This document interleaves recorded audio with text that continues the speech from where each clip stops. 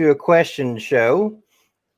I am Tim Nichols, and I'm here with my friend Jim Bardwell, and I work with 3 Million%, and we work with business owners, entrepreneurs, and professionals in a peer advisory program to allow business owners to learn, grow, and share with each other their victories, their challenges, and their experiences.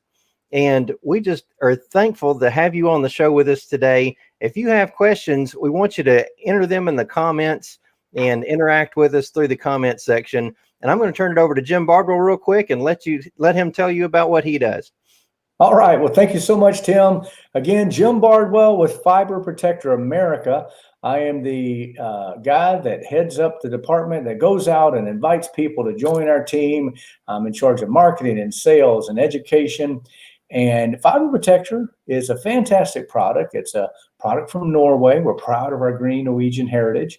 It is a textile sealant, and we deliver this product all across the United States, Canada, Mexico, or even in Australia, land down under, right? And we deliver that through relationships, through partnerships with individual representatives all over the country. So very excited to be here today, Tim, and especially this topic. Boy, I tell you, this one's going to be a fun one. I think it will be. And today we are talking about how to receive feedback to create impact in your business. Most people don't see feedback that way, do they, Jim? It usually is a negative connotation to it, right? That's right. That's right.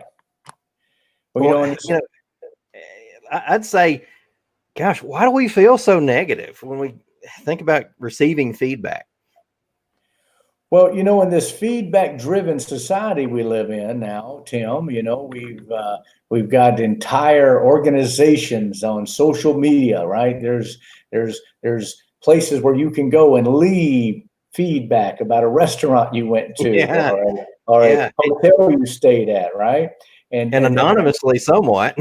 And anonymously, or maybe not anonymously, or and I tell you, so it's funny how feedback now has even got a more negative connotation to it, right? Did you see those reviews? Did you see that? And nothing could be further from the truth, because it all boils down to, like you said before the call, your mindset. So what is your mindset? Is your mindset to have an organization that is growing, that is improving, that is becoming better at what you do, at the products that you represent or the service that you offer? Is that your mission, to ever improve and ever get better and say, hey, I'm here now, but I want to be there, and the only way I get there is to make improvements? Well, then the only way that'll happen is to get feedback. That's right. We can't be in a sounding chamber and just listen to our own voice. That's very true. And I want to say howdy to Heather Nichols of the BizFizz Branding, Marketing, and Media Agency. She's saying howdy from Dallas. And Carl Slicer is joining us from Hartford, Connecticut. So glad to have them both. And if y'all have any questions, feel free to start chiming in and commenting. Now, and I'd love to hear from y'all. What is it about feedback that makes it feel so negative from you? Heather's in digital marketing, and she deals with this all the time. Reputation management, I think, is what they call it, the fun word for it, right?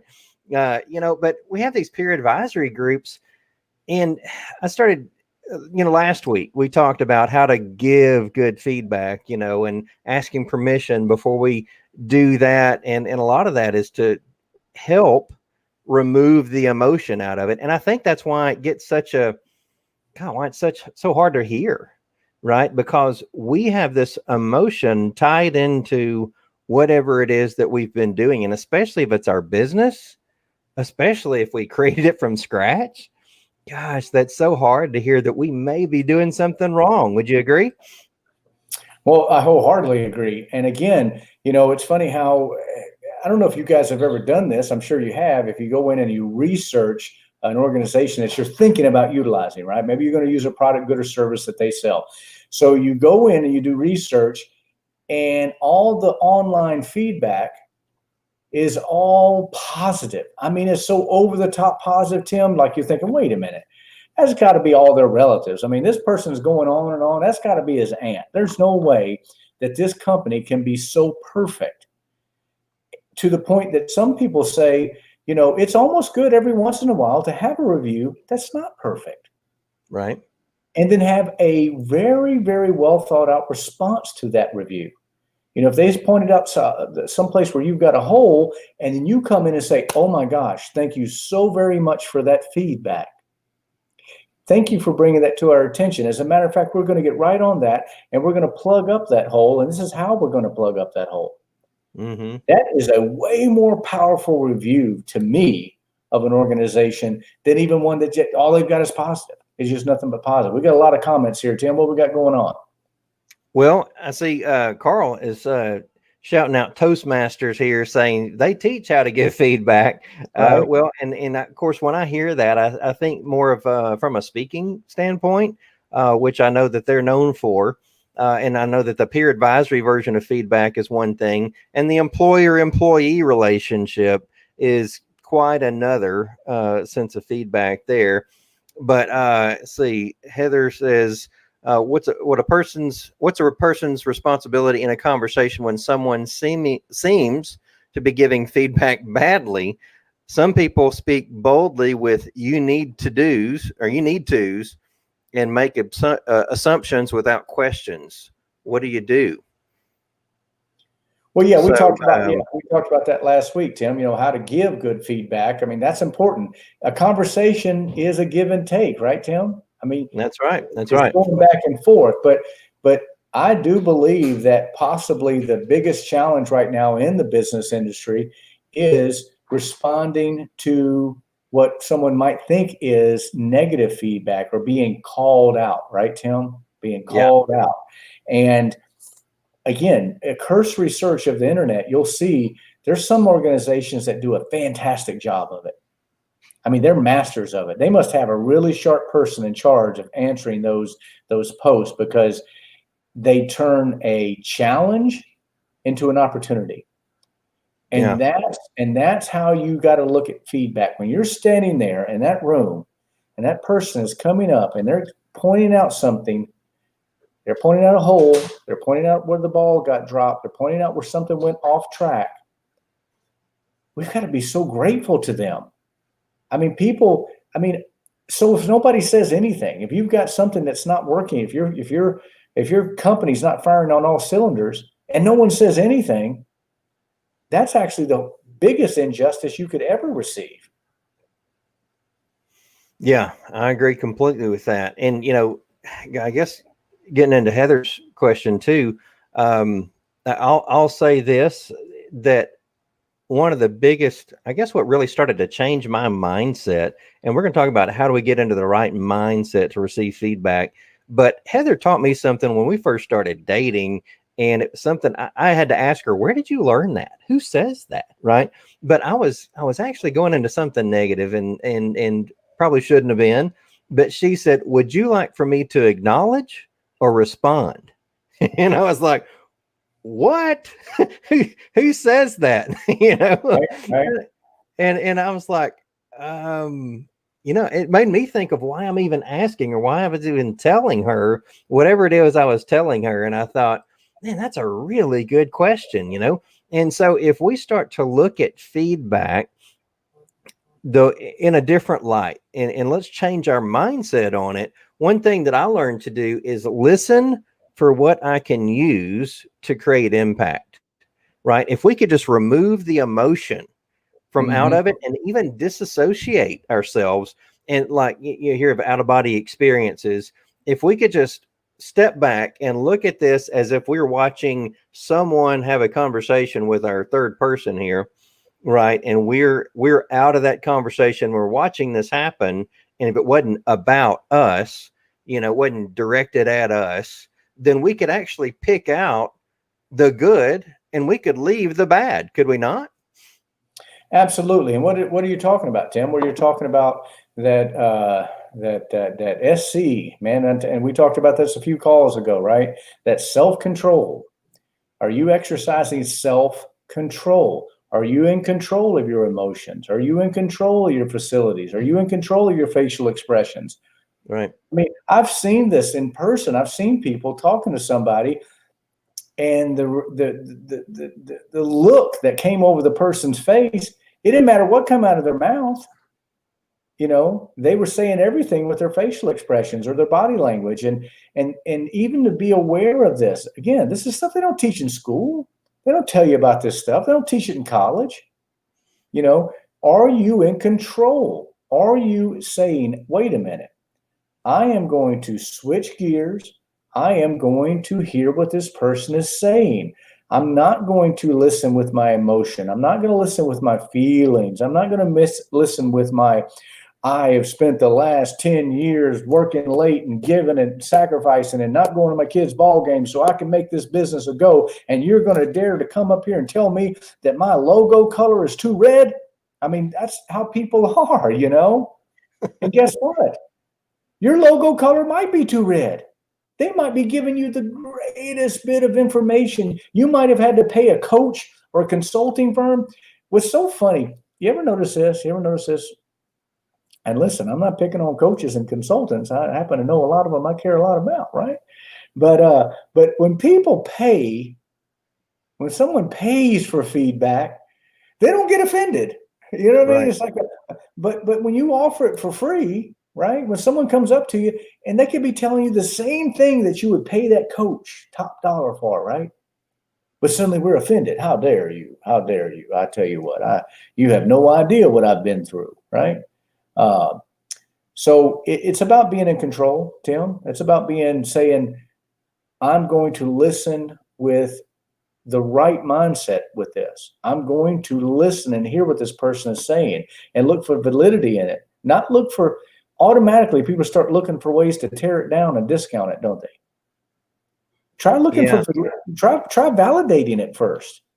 Because if you go through the validation process first, maybe it's valid. Maybe it is. Maybe it's not. Maybe they're completely off base, right? But I think of clarifying questions, right? Because I've actually started doing this on LinkedIn too. If somebody even asks for a connection request with me and I don't know them, I ask, what drew you to connect with me on LinkedIn? That's good. I like that. And so I ask that from a marketing standpoint, but it also clarifies their purpose real fast. Right. And so if we were to ask that in a feedback standpoint, from a feedback perspective, and we could say, what drew you to bring that up? Was there something that happened, something that I did, or some way I portrayed myself or my business that would cause you to say that? And I think we can clarify real fast kind of what their intention is and how we need to respond, because that's another way of asking, do I need to acknowledge or do I need to respond? Right. That's just how I see that. Well, I love that. I'm sorry, Tim, go ahead. Well, I was just going to go back to the audience and say, hey, please continue with the questions and the comments, because I love getting that. What were you going to say, Jim? No, I was going to go back to what Carl said about Toastmasters. Most people have never been in an environment where that was part of the process. Again, I was in the military, and when we part of our mission, part of our job was to go places and teach and instruct people about things, right? And sometimes we would be teaching people that it was a second language or a different, a different part of the world, right? So you had social things that were a challenge. And so it was really important to be able to convey that information properly. So what we would do is we would get up, we would practice, and then our team would sit and go around in a circle and give feedback. And they would say, Jim, when you were talking about this, spend more time on this, spend less time on that.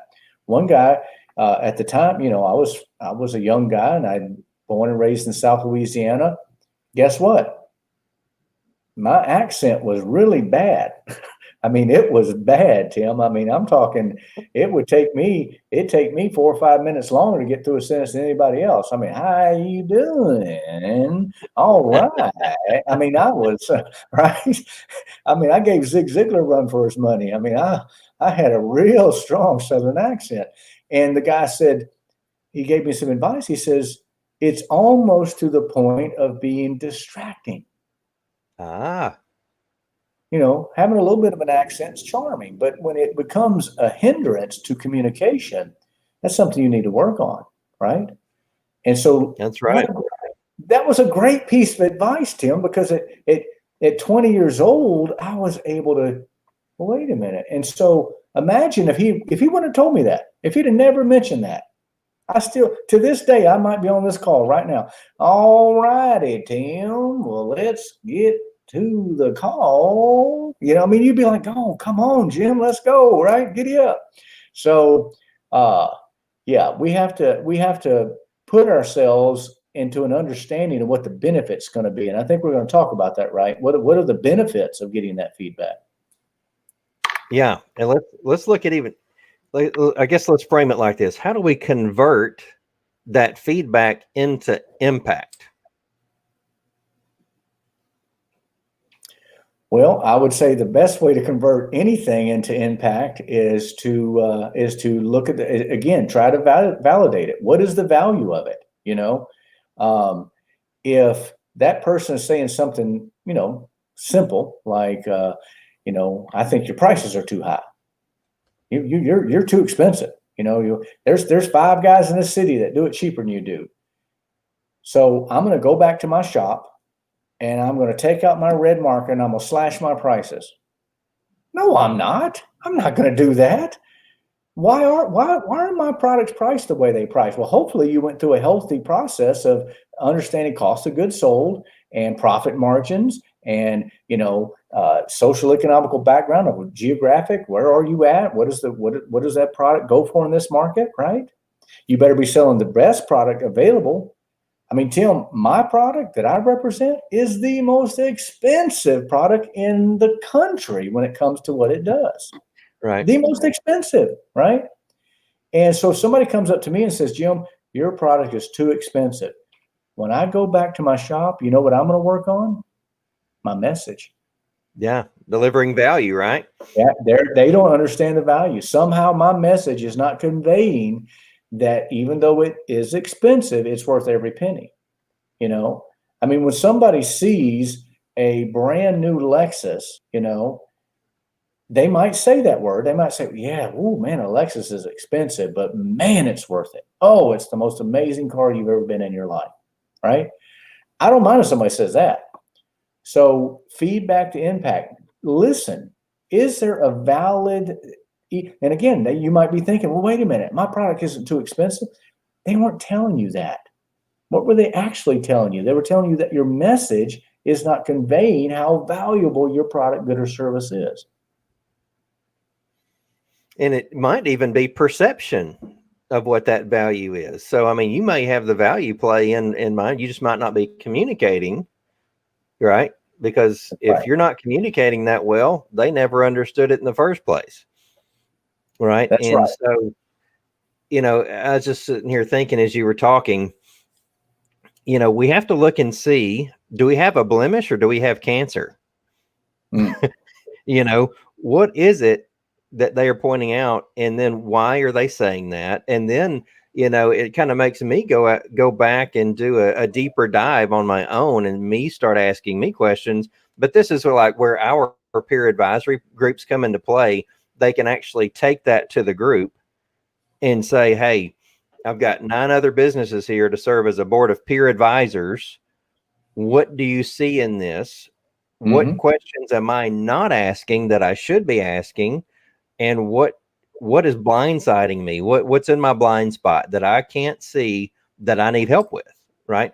And so I think once we can start doing that, we can actually grow stronger faster. We can accelerate our growth rate by improving our processes and our value message. Well, and another good tool with feedback is to, again, through the validation process. How do you validate any piece of information? Well, you check its sources, right? Right. So case in point, if I'm talking to you, Tim, and I'm talking to you, and I'm talking to you, and one day you say, Jim, man, I tell you, that mustache is too big. It's too big, and it's distracting. It's just becoming too large, too big, too bushy, and it's downright distracting. We got to do something about that. Right. And I'm gonna say, okay, Tim, I appreciate that. Thank you for telling me that. And a man that has a mustache, you have some validity in my book, because you do have a mustache and you know what it's like, right? Well, the first thing I'm going to do, Tim, is I'm going to go to my wife, who is in my closest of the inner circle is your partner, right?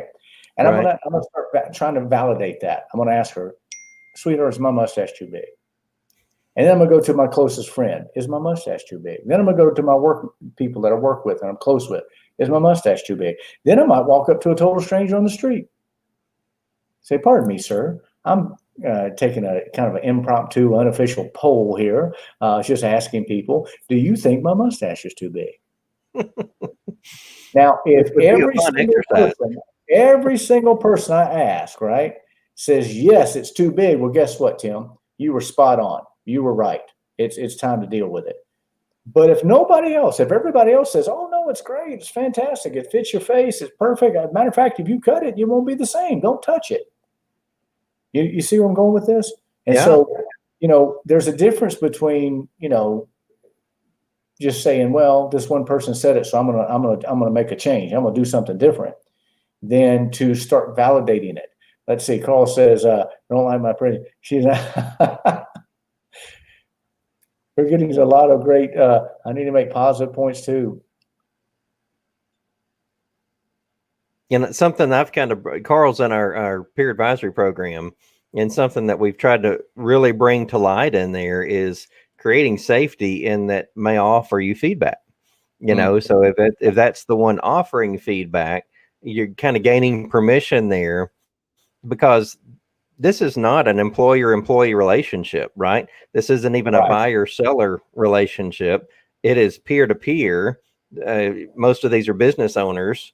And so they are speaking into each other, sometimes without anything to lose or without anything to gain, right? Yes. And so we approach it as some people may not want your feedback, right? And so we ask that first, even before the call. I ask, you may offer you some encouragement. Some people don't want to be encouraged either. It's kind of like people just don't want to hear it. They don't hear anything, do they? Yeah. That's right. They don't.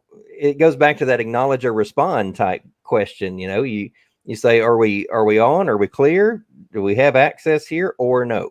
Right. Yeah. And so that's a good switch to test to see if you can actually do that. But even as a listener, I think it's important, if you are not willing to receive that feedback, I think it's important to share that too. Because I've been in situations where you've got someone speaking at you.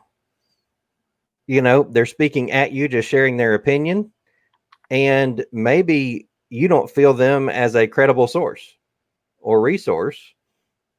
And you say, "Hey, I appreciate." Well, I have a way about how I would deal with that. I want to hear how you would deal with that, Jim. Well, there's an old saying, Tim, that you can learn from philosophers and fools. You can learn from from a prophet, but you can also learn from a wino on a bar stool in a bar. Okay, right. There really is some validity in that way of thinking and that way of understanding. People, I would never listen to a wino in a bar. Hey, at the very least, he could tell you a story how he ended up there. That's right. Right. And it might be a cautionary tale, and it could be useful. It really could. I don't want to have to live that life to end up there. And it might be something, somebody sees a homeless person on the street. They've got a story. Okay. And so to me, now, if someone's being ugly, if someone is being, just downright mean, I mean, that's not what we're talking about here. You know what I'm saying? If that happens, that's not getting feedback. Okay. That's that you turn around and say, good day, sir, and turn around and walk away. Right. You know what I'm saying? We're done. Now, if someone's delivering the feedback and maybe they're not as polished and they're not as poised and practiced at giving good feedback like they should be, maybe they're having a bad day. Maybe they're a little rough and gruff around the edge that day. Right. don't be so quick to walk away from it, because there could be that gold nugget wrapped up in there. There could be that one thing that your friends don't want to tell you. Your wife doesn't want to tell you. Nobody wants to tell you. They don't want to hurt your feelings. He could be about to tell you the one thing that's going to catapult your business to the next level. So it's very, very important to be open to feedback. I agree with that. In fact, I've made this statement even in my book, but I want to hear even from the audience what they think of this, I guess, the validity of this statement. Experience is the experience is the currency by which wisdom is valued. What do you think of that? Audience, feel free to comment. Yeah, no. Anybody on the call want to comment? We love getting those comments from the folks listening as well. I guess it's just a benefit of getting this white stuff on the side of the head, right, Tim? That stuff starts showing up, and yeah, the lines start popping up around the eyeballs. Make you been squinting at that sun too many years, right? And one of the things that comes along with that is just, you've been through it so many times that you've figured out the benefit of this whole process, right? And you do need to try and share that with others, especially younger people that are starting out in the business world, and how don't shortchange yourself on this wonderful tool that getting feedback can be. Don't let your emotions, don't let your current positioning to blind you to what could possibly be. Again, I could sit here for an hour and tell you all the time someone gave me feedback that allowed me to improve myself, that allowed me to improve the product I represented, that allowed me, I can just go on and on and on. Fiber Protector America, we just have a product that we have just gone through a process of improvement, and it's 1,000 times better than it used to be. Now, what if we were just closed to that? What if we just said, you know what, this product's great. We don't need any input. We don't need any feedback. We don't need anybody. I am so enamored with feedback that I try and make it as easy as possible. People say, have you ever been to a convention where they handed out a piece of paper afterwards? They say, okay, we want everybody to give us their feedback, right? Right. You don't have to sign it, but if you could, just answer these questions, and you have to write out your answers, right? To me, that's still too much of a level of they might be able to figure out who it was, right? About a handwriting. Whenever I do a conference or a convention, Tim, I make it to where all they have to do is do check marks. Check marks. That's it. Just do check marks. Because that way you truly get an anonymous opinion. You get someone, if all they've got to do is do check marks, and they say, well, leave feedback on the area that we can improve, and there's a big blank spot. One of the things I started doing, I started saying, now listen, if you would like to give us more information on how we can improve this experience, here is an email address that you can send it to. Text it to this number. We appreciate your feedback. Let them be able to sit down at a computer and really give you some feedback, right? Right. It's amazing what people will email you 2 or 3 days later after a conference. Oh my gosh. You'll get a book. You know what I mean? When we got there, the room was too hot, and then you turned on the air conditioner, and then you froze us out at a second break. The peppermints that you had on the table were stale. They'll go right down the line, right? All right. And what a great, great, great thing that is, man, to be able to improve all that. Well, and again, so much of that is having your mindset right before you ever ask, right? Or before you ever start. It goes back to, I think the big thing is people that don't expect to receive feedback, and all of a sudden they're getting feedback, right? Right. But in a moment, if you can just disassociate and really say, all right, I need to pick out the positives here. To me, that's an important aspect of that. But anyway, audience, what questions do you have? Otherwise, Jim and I can just sit here and keep going deeper on this. So one thing that I find amusing, Tim, have you ever watched any of those reality TV shows, whether it be a singing competition or a dancing competition or whatever they're doing, right? And they get up in front of a panel of judges. Now, they have appeared on this show voluntarily. Nobody, I mean, they waited in line all day, right? Nobody Right. drug them there. And they get up in front of this panel of judges. They do what it is they're going to do. And then they take offense at the fact that the judge judges them. And they feel judged. Yeah, exactly. Trying to be funny, but what we've got to realize is that when we open our business, when we open the doors to commerce, right? If we don't want to be judged, if we don't want to get feedback, if we don't want to have someone to look at our product, good, or service and critique us about it, then we should not be in business. That's right. We just need to go take us a job down at the big box store and not have to worry about feedback, right? Right. But when you step on the stage, when you step on that stage, you're voluntarily entering into something that, again, nobody put a gun to your head. They didn't make you go into business, right?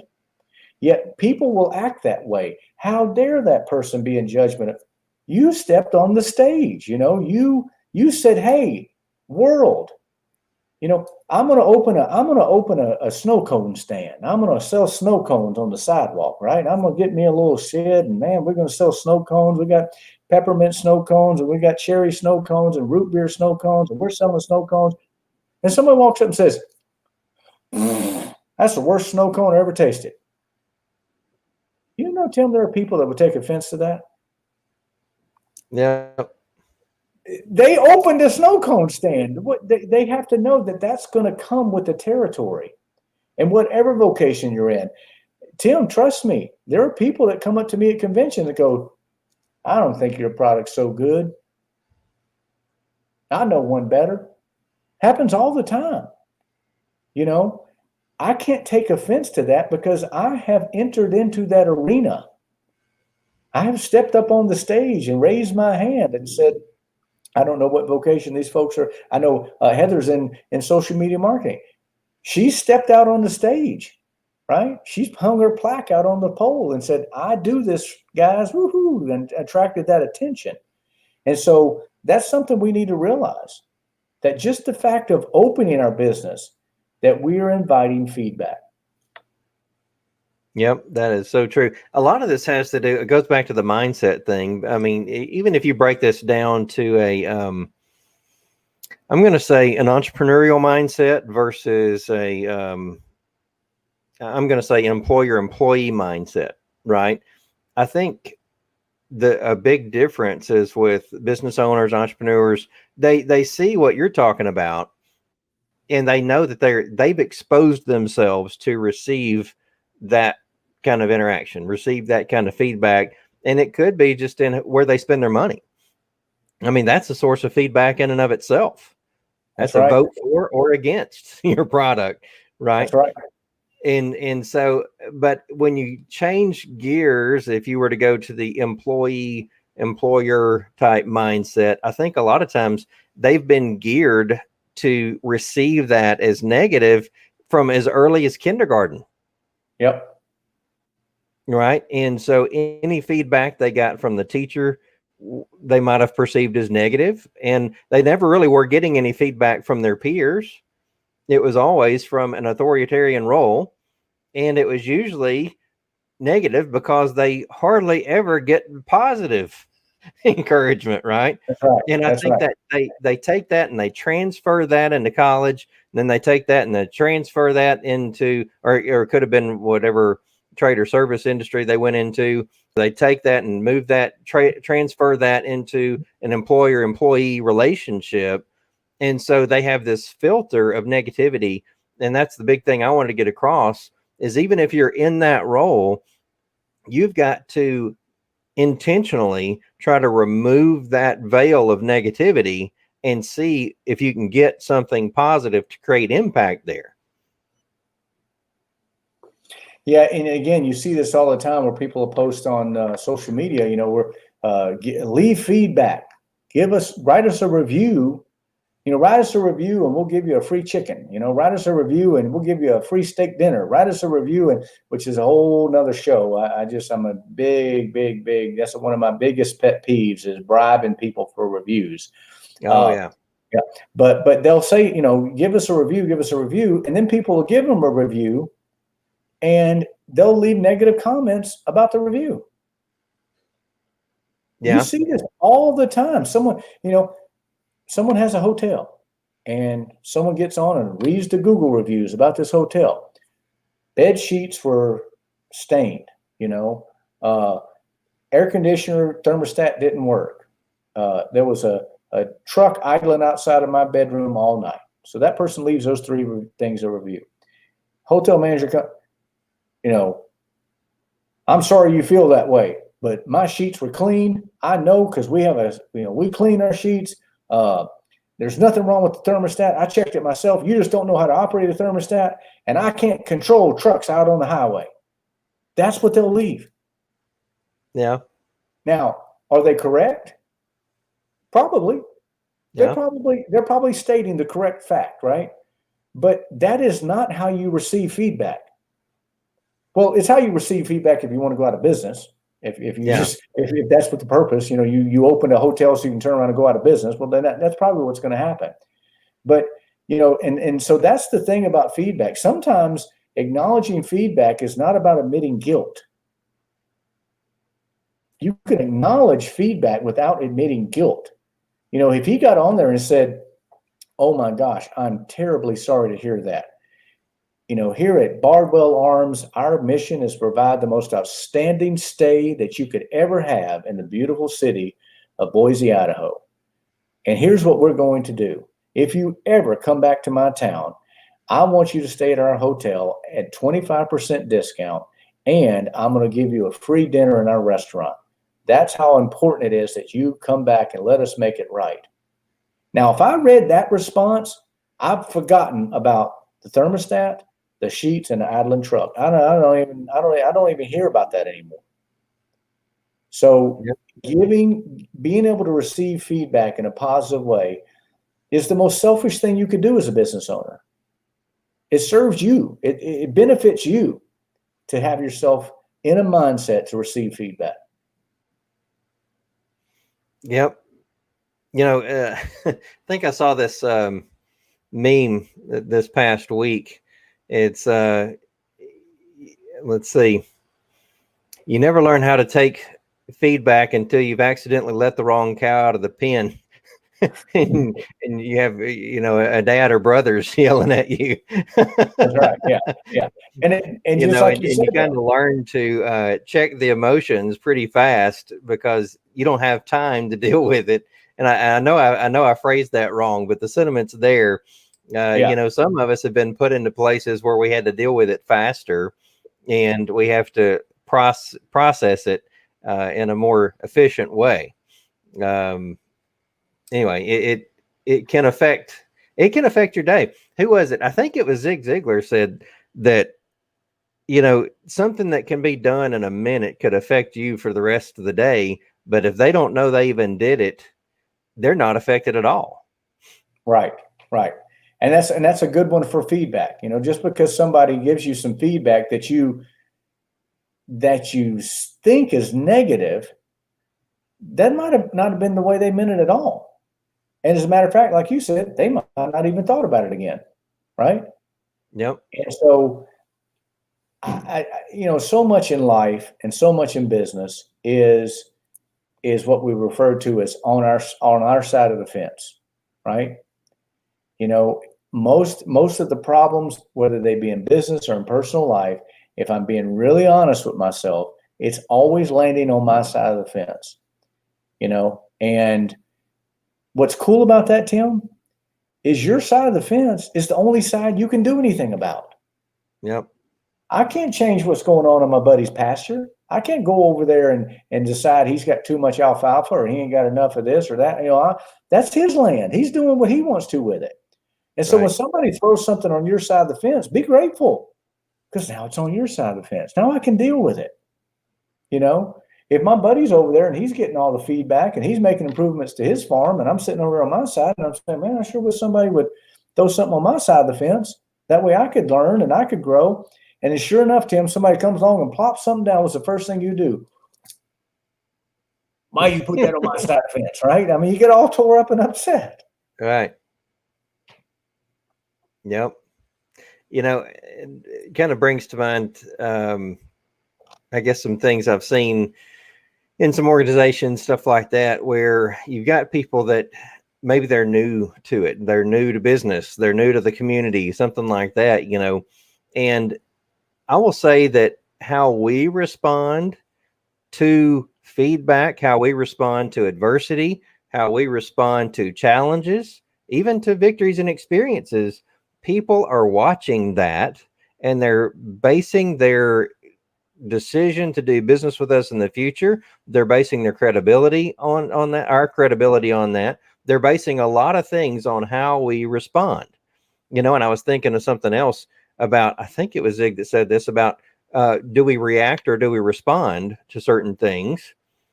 And reactions are things that we do just out of instinct, whereas responses take thought. They require thought, and it's an active method in which we do things in response to what was said. So people are watching that and they are basing their opinion of us, our product, and our service on those things. One of my favorite, I used to actually have this, and somehow I probably, if I did research, I could find it again. It was one of the greatest Yelp reviews I'd ever seen in my life. This person had left a 3-paragraph Yelp review. I'm talking the most detailed, date, time, color, outfit, what the weather was like. I mean, the most detailed, and just step by step how, and it wasn't inflammatory. It wasn't, but it was just stating the facts, and then at 3:13 p.m., the waitress said this, and I tried to work it out. And then I went ahead. I mean, 3 paragraphs. This thing was this long. I had to keep scrolling to read the whole thing. The proprietor of the restaurant came back and answered it this way: "This person's crazy." Oh no! That's all they said. That's all they said. This person's crazy. And I thought, that person might be crazy. They sure didn't appear to be crazy by the way they wrote and spoke and did this wonderful review, right? Right. And so I thought to myself, that is the epitome of what we're talking about here. That person, all they did was reacted with emotion. And probably he knew he couldn't get away with cursing on Yelp, so he just said, that person's crazy. Yep. In fact, Haley Cotty, who owns a restaurant, is responding, I have lots of opinions on online reviews. I've seen some of those, Haley. Would you like to comment in that about those, or ask us a question? Yeah. And again, I've seen it go both ways. And right, sometimes they are crazy. Sometimes, guess what? When you open a restaurant, you don't have nowadays, Tim, with all this going on, people are standing at the door with a thermometer, right? Or a temperature thing to shoot, get your temperature on your forehead before you go in a restaurant. Well, unfortunately, you can't stand at the door of your restaurant and say, are you crazy? Because if you're crazy, we don't want you in here, right? You can't come in here if you're crazy, right? There's no crazy test at the door of the restaurant. That's right. You could end up with somebody crazy eating at your restaurant. But how we respond to it and how we address it, we got no choice. I mean, it's there. Once they post it, it's there, right?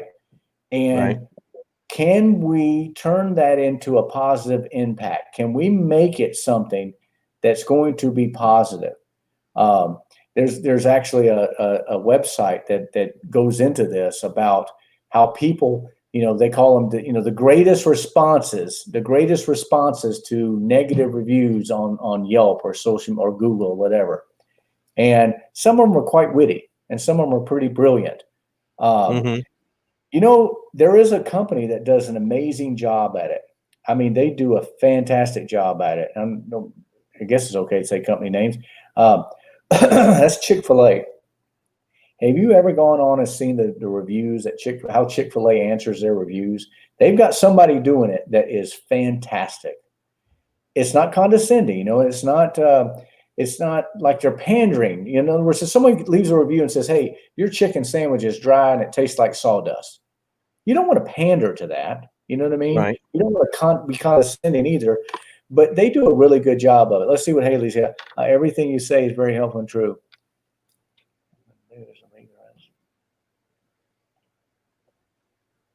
Did you want to finish reading that? Oh, yeah, that's great. That's great.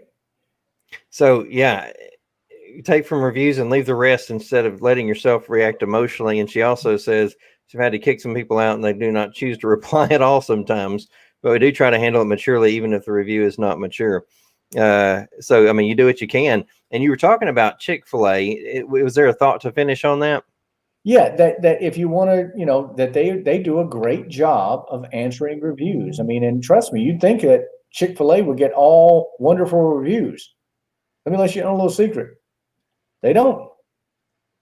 There's some people that hate Chick-fil-A. I don't know what's wrong with them. I think they must have some kind of mental disorder.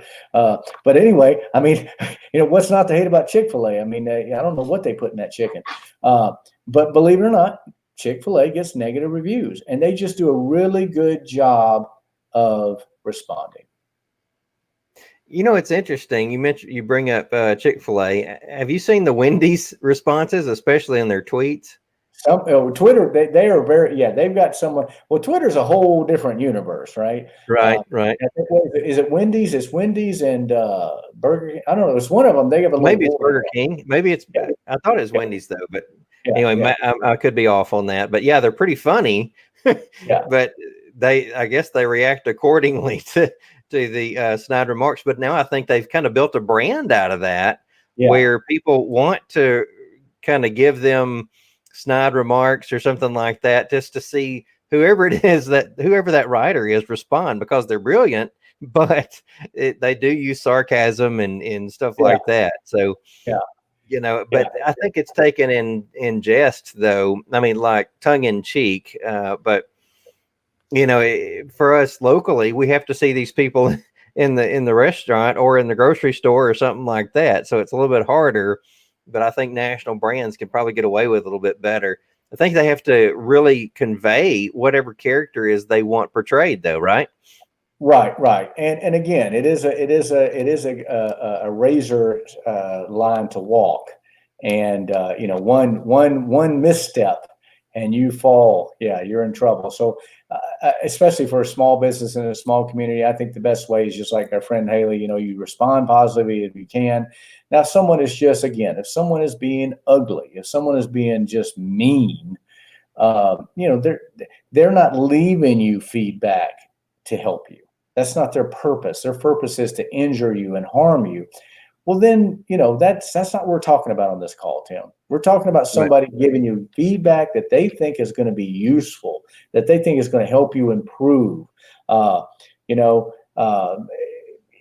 Look, as she says here, annoying you out because a company give me 30% off. So that's hilarious. You pull that one up, Tim. That's a really good one. All right. A pizza place in California that got so annoyed with Yelp because of the company, not just reviews, and they started giving 30% off for 1-star reviews on Yelp. If you read the reviews, they're hilarious. We'll have to check that out sometime. Yeah, I'm gonna check it out. That's some master marketing. That is some really good. But again, what we're talking about here is a smaller independent local business that has a local reputation that they're trying to guard and they're trying to ensure. And again, I'm quite sure that Haley's Restaurant, if somebody came in there and they left a review that said, hey,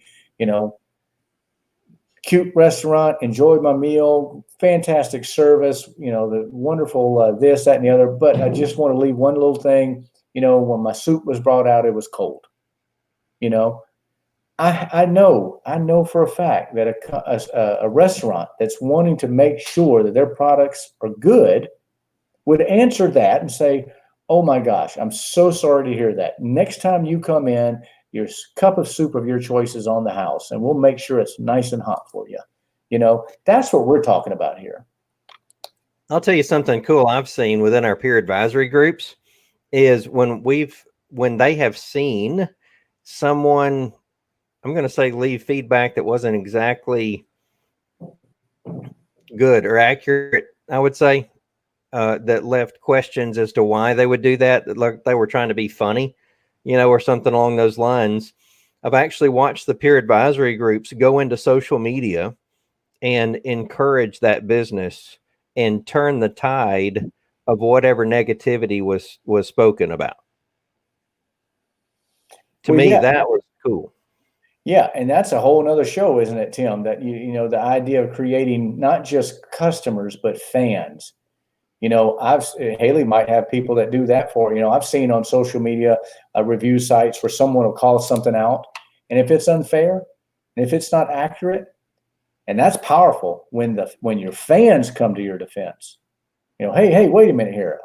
That's just I've been to that restaurant 8 times, okay, in the last month, and their soup has never been cold. You sure you're talking about the right place? I've seen that. I've seen where people will come to the defense of something they feel is unfair in the area of feedback. I've seen it personally. When someone walks up to somebody and says, "Hey, I'm pointing out that your presentation, you need to enunciate a little better. You need to, project your voice a little better." And they walk away. I've seen somebody walk up and say, "Hey, Tim, don't listen to her. You were fine. You sounded great, man. I was in the back of the room, heard you great. I don't know what her deal was." I've seen that, Mm-hmm. I've seen it with a dentist office locally. It was amazing. So, you kind of take pride in watching these businesses come around and start moving as community, and they move as a team, and they become each other's fans through depth of relationship, and they don't allow people to give uncredible feedback. Right. So I think that's pretty cool. What other questions do we have? Audience, feel free to continue this conversation. We're getting close on time, but please continue this conversation within Facebook, YouTube. Let's see. Haley's posting the link there for what she was talking about earlier. So y'all can continue this conversation in this Facebook comment section, and this is also available through YouTube. But anyway, we want to continue to answer these questions for you, and we want to continue to hear your stories. But we love interacting with you like this. So now I will say next week, Jim is moving to Boise, Idaho, and he is going to be on the road. And so we're going to have a guest host in with us. But Jim, would you believe our guest host has a mustache like ours, except he's got a beard that comes down to about mid-chest too. Oh, wow. Well, there you go. And keep him with the title of the show. How about that? That's right. His name is Jeff C., and he's with the social media examiner, and they're the ones that put on the social media marketing world in San Diego every year. But we were lucky enough to have Jeff join us, and we're going to be talking about how to market your business without having to be some digital marketing expert, right? So just like I use my emoticons that I made myself in the commentary and stuff like that, Jeff speaks on that and how that gives us ideas as to what we can do to continue to market without having to be the social media marketing expert. Excellent, man. I'm sorry, I'm going to miss that. I'm going to have to watch the replay of that. I want to be on that show. What are you talking about? That's going to be a great show. Oh man, and we're going to miss you, Jim. And so anyway, but let's just, in fact, you could even start asking questions as we set up the broadcast for next time. And yeah, Jim, I'd love it if you would actually start asking questions in that, and give us a running start at that conversation. So our next live stream is going to be on Monday, August 10th at 2 p.m. Central Time here, and we want to make sure you catch us there. So anyway, Jim, any final thoughts? No, great call as always. I appreciate the live interaction. That always makes the call so much more fun. But yeah, I'll miss everybody next week, but I should be able to be back on the call on time. Just a different zip code. Different zip code. I'm going to be in a different state. Different state. I'm going to be in a whole different section of the country, man. I'm going to be on West Coast time. How about that? Oh, wow. So yeah, it'll be at a different time of day. The show, even though the time of the show won't change, it'll be a different time of day for you. It'll be earlier for me. How about that? Or later or earlier. I don't know what it'll be. Earlier, yeah. Yeah, I'll show up. I'll be there. Don't worry. Okay, well, good. All right. Well, everybody, I hope you'll have a great week, and we look forward to seeing you in the next show. Again, keep the conversation going in the Facebook comments. We'll talk to you soon. Bye, everybody. All right. Bye-bye.